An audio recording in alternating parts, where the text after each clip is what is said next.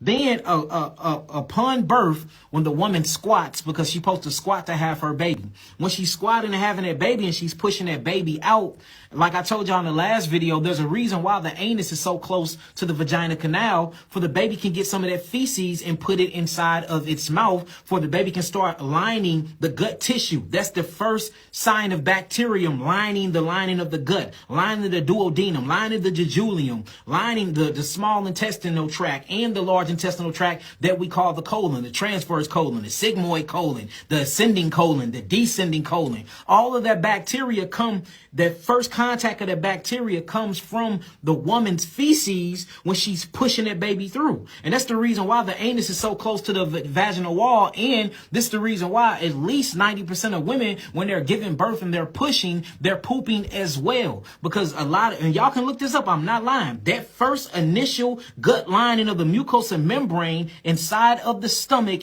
and inside of the intestinal tract come from the feces. So we see that, right? Then when the baby come out, the first thing the baby does is find and latch onto the nipple. This is how it's supposed to go. The moment that the baby latch onto the nipple, the first thing that come from the breast through prolactin due to the pituitary gland, right? Pituitary gland actually sends out a stimulating and releasing hormone by way of the hippocampus and the hypothalamus gland. Prolactin comes, and then this is when the actual ducts of the breast relaxes, and then milk flow. The first 2 weeks, the first 14 days of that breast milk is full of something called colostrum.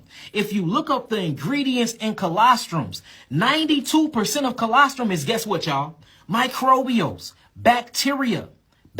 So not only did the baby get bacteria by way of the placenta when it was incubating, going through its evolutionary process inside of the stomach, or the gut, shall I say, then the baby came through the birth canal and got more bacteria to line up the intestinal tract wall with feces, bacteria, right? That's when you start getting into lactose, bacillus, bifidum, bacteria. We can even talk about Candida albicans. We can even talk about Helicobacter. It's so many different, it's over 60,000 different types of classes of bacteria that's in the gut alone. I'm not talking about even the rest of the body. And those are introduced to the baby in the womb, coming out of the womb, and then the first time it actually latches onto the breast and suck on that colostrum that's full of all these T cells, which is the thymus gland cells, B cells, which is the bone marrow cells. You see that? Lymphocytes, phagocytes, macrophages, all these different things that builds up the lymphatic defense system, or what the allopathic community call the immunological system, which I don't believe in it. I only believe in the lymphatic defense.